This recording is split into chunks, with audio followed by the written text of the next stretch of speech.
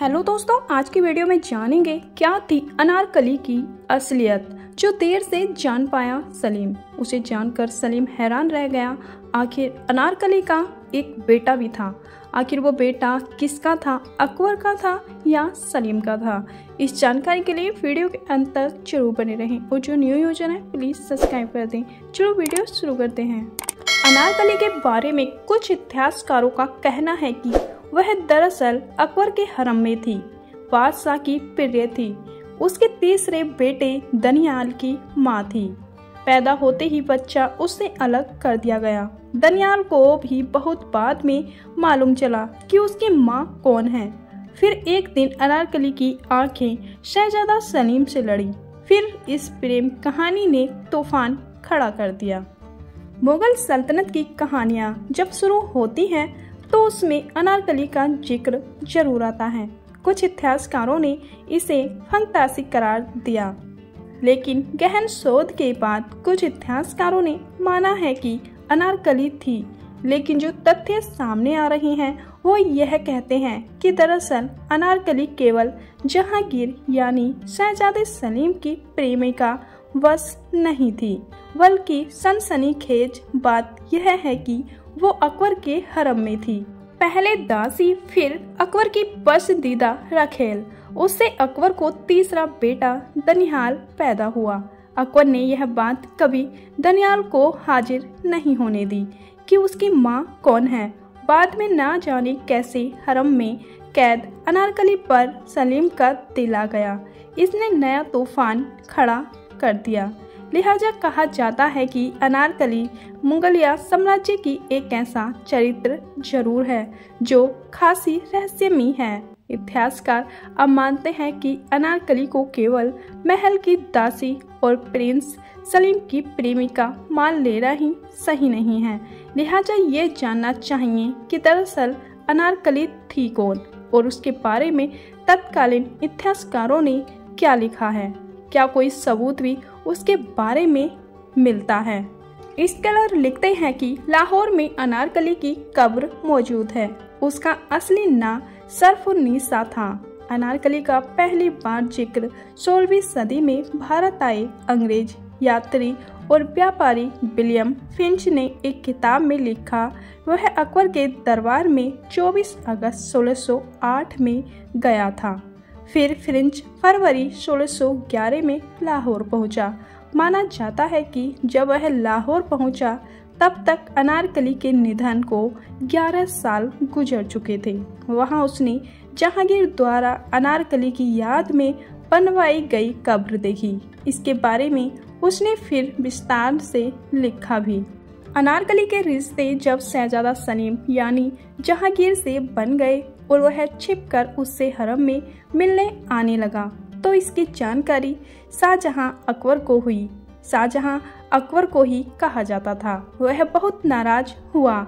उसने अनारकली को दीवार में चिनवाने का आदेश दिया, जहां उसकी मृत्यु हो गई। हालांकि सीरीज कहती है कि अनारकली को जिस कमरे में दीवार से चिनवा दिया था वहां एक सुरंग बनी हुई थी। उससे वह भाग गई, लेकिन अपने ही बेटे यानी दनियाल के हाथों मारी गई, जो इस बात बिफरा हुआ था कि उसकी मां ने आखिर उसके सौतेले भाई सलीम से रिश्ते क्यों बनाए थे। हालांकि दनियाल से शाहजहां अकबर ने यह बात उसके जन्म के बाद से लगातार छुपाई रखी कि उसकी मां कौन थी। बस उसे ये बताया गया कि जन्म देते ही उसकी मां मर गई। सीरीज कहती है कि बेटे को जन्म देने के बाद अकबर ने उसे शाहजहां तो जरूर बनाया, लेकिन दुनिया को यह भनक नहीं लगने दिया कि वो किसका बेटा है, दासी या रखेल से पैदा हुआ। इसी वजह से अनारकली हरम में कैद कर दी गई। बस उससे अकबर ही मिलने आया करता था। जब यह बात सलीम और अनारकली की मोहब्बत के बाद सामने आई तो बहुत बड़े विस्फोट की तरह फैल गई। एक और अंग्रेज लेखक एडवर्ड डेरी ने तब यहाँ की यात्रा की और लिखा कि जब अकबर को अनारकली और जहांगीर के रिश्ते के बारे में मालूम हुआ तो उसने धमकी दी कि वह उसे बेदखल कर देगा। वैसे अंग्रेज इतिहासकार लीजा ने लिखा, ज्यादातर इतिहासकारों ने अनारकली को अकबर के हरम में मौजूद नर्तकी रखेल या दासी बताया है। मुन्नीलाल कहते हैं, अनारकली एक दासी थी जो सलीम की मां मरियम उज जवानी के काम के लिए तैनात थी। मरियम उज जवानी दरअसल हिंदू थी, उन्हें जोधा कहते थे और वह अकबर के नवरत्न मानसिंह की बहन थी। वही सलीम ने उसे देखा और असक्त हो गया। अकबर को यह रिश्ता मंजूर नहीं था, लिहाजा अनारकली को दीवार में चिनवाकर मौत की सजा दी गई। जहांगीर को इतिहासकारों ने उसकी दिलफेक प्रवृत्ति और शराब में चूर रहने की वजह से मजनू शहजादा भी कहा। जहांगीर ने अपनी जो आत्मकथा लिखी उसमें यह जाहिर होता है कि वह अपने पिता का बहुत आदर करता था, लेकिन फिर विद्रोही हो गया। उसकी वजह अनारकली से उसका रोमांस हो सकता है।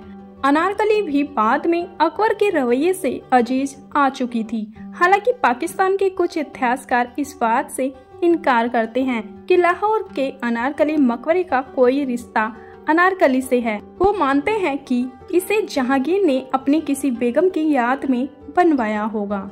इब्राहिम अपनी किताब में लिखते हैं, यह संभव है कि अनारकली ही अकबर की तीसरे बेटे दनियाल मिर्जा की मां रही होगी। उसने इसके लिए अकबर के वजीर अबुल फजल की किताब का हवाला दिया है। अबुल फजल की किताब अकबरनामा को अकबर के काल का सबसे प्रामाणिक दस्तावेज माना जाता है। उसने लिखा है कि सलीम पर तब अकबर के रायल हरम के गार्डों ने हमला किया, जबकि वह उसमें घुसने की कोशिश कर रहा था। हालांकि अबुल फजल ने फिर इस घटना को घुमाने फिराने की कोशिश भी की। यह भी माना जाता है अबुल फजल हमेशा से सलीम को अकबर का उत्तराधिकारी बनाए जाने के सख्त खिलाफ थे। हालांकि अकबरनामा में अबुल फजल ने दनियाल की मां का नाम भी नहीं खोला, लेकिन ये लिखा कि शहजादे दनियाल की मां 1596 में गुजर गई। दनियाल को पैदा होने के बाद शहजादे सलीम की मां मरियम उज जवानी को दे दिया गया था। उन्होंने उसे पाला, इसी वजह से सलीम और दनियाल के बीच भाई जैसा प्यार था। हर जगह सलीम उसका बहुत ख्याल ही रखते थे और मुसीबतों से बचाते थे। जैसे ही अनारकली के साथ सलीम की मोहब्बत का सच सामने आया और दनियाल को पता लगा कि अनारकली ही उसकी मां है, तब वो मानसिंह संतुलन खो बैठा, अपने प्यारे भाई सलीम का दुश्मन हो गया। फिर दोनों के संबंध इस कदर कटु हो गए कि कहा जाता है कि उसने सलीम को मारना चाहा और जब सलीम जहांगीर बादशाह बना तब उसने उसकी हत्या करा दी। विलियम फिंच ने माना कि अनारकली ही दनियाल की मां थी। हालांकि बहुत से इतिहासकारों ने इसे खारिज भी किया है। दोस्तों, आपको वीडियो कैसी लगी प्लीज़ कमेंट बॉक्स में ज़रूर बताना और ऐसी ही ऐतिहासिक वीडियो देखने के लिए हमारे चैनल को सब्सक्राइब करना ना भूलें। चलो मिलते हैं नेक्स्ट वीडियो में, जब तक के लिए अपना ख्याल रखना। धन्यवाद।